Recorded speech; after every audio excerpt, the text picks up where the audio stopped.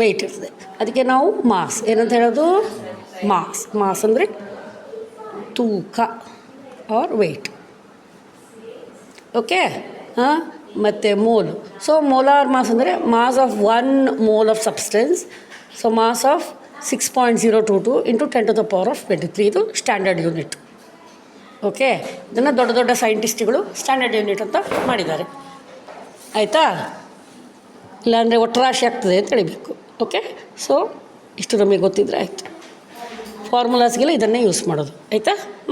Next atomic mass unit 1 AMU 1 atomic mass unit is equal to mass of 1 C12 atom divided by 12. Okay. Next ಇದು ಇದರದ್ದು definition. ಆಯಿತಾ? Next relative atomic mass ಮಾಡೋದು. So relative atomic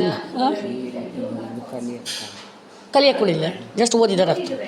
okay, only ಓದಿದಾರೆ ಅರ್ಥ ಅಷ್ಟೇ. Unified atomic mass unit and it is called as Dalton ಅಂತ ಹೇಳೋದು. Dalton KG ಎಲ್ಲ ಹೇಳಿದಂಗೆ. Okay. Relative atomic and molecular mass. Relative, ಈಗ ಫಾರ್ ಎಕ್ಸಾಂಪಲ್ ಅಲ್ಲಿ ಒಂದು ಎಕ್ಸಾಂಪಲ್ ಕೊಡ್ತೆ.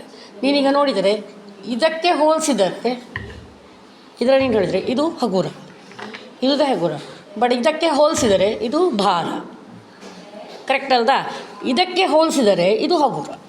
ಸೊ ಇದರ ಒಂದು ಮಾನದಂಡವಾಗಿ ಮಡಗುದು. ಅರ್ಥ ಆಗ್ತದೆ ನಿನಗೆ? ಸೊ ರಿಲೇಟಿವ್ ಅಂತ ಹೇಳಿದರೆ ಮಾನದಂಡ ಹೇಳಿ ಕೇಳಿದ್ದಲ್ಲ ನೀನು, ಮಾನದಂಡವಾಗಿ ಇಡುತ್ತೇವೆ. ಓಕೆ. ಎಷ್ಟು? Relative atomic mass, average mass of 1 atom of the element divide by 1/12 of the mass of 1 C12 atom. Okay. Then relative H2 mass, average mass of 1 molecule of the substance divide by 1/12 of the mass of 1. So ನಾನು ಈಗ ಸ್ವಲ್ಪ ಹೊತ್ತು ಮಾಡ್ತೇನೆ, ಪುನಃ ಮತ್ತೆ ಮಾಡ್ತೇನೆ. Okay. ನೀನು ಇದು ಒಂದರೇ ಮಾಡಿದರೆ ತುಂಬ ಜಾಸ್ತಿ ಹೊತ್ತು ಓವರ್ವೆಲ್ಮ್ ಆಗ್ತಲ್ಲ. ಸೊ ಈಗ ಒಂದು ಮಾಡು. ಅವನಿಗೆ ಎಂಥ ನೋಟ್ಸ್ ಬರೆಸ್ತಾ ಇದ್ದೀರಮ್ಮ? ಇವನಿಗೆ ಇದು ನೋಟ್ಸ್ ಬರೋದೇನೇನು? ಇದನ್ನು ನೋಟ್ಸ್ ಬರೆಸಿ ಅವನಿಗೆ. ಇದಾಗಲಿಲ್ಲ ನೀವು ಸರ್. ಅವನ ನೋಟ್ಸ್ ಬುಕ್ ತೋರಿಸ್ಲಿ ಈಗ ನನಗೆ. ಅವನು ತೈಂದಿಲ್ಲ, ಎಂತಕ್ಕೆ ಮರ್ದೋತಾ? ತೊಂದರೆ ಇಲ್ಲ. ಅಥವಾ ತದ್ದಿದ್ರಲ್ಲಿ ಹಾಕಿದೆ. ಈಗ ಒಂದು ಪೇಪರ್ಲಿ ಬರೆದು ಮತ್ತೆ ಸ್ಟೇಪಲ್ ಮಾಡ್ತೀಯಾ?